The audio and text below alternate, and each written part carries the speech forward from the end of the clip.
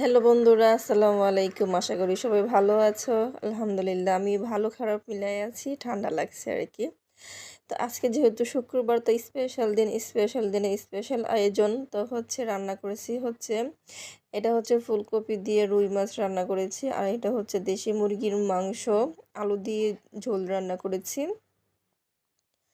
তো এটা আর এখানে গরুর মাংস বোনা,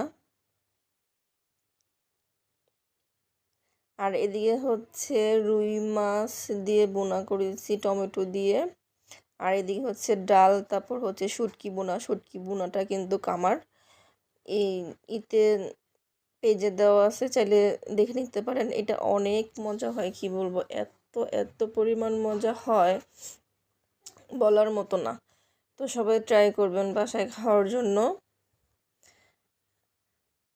আসলেই কিন্তু অনেক মজা হয়। আর এটা আমার অনেক পছন্দ, এই শুটকি বোনাটা।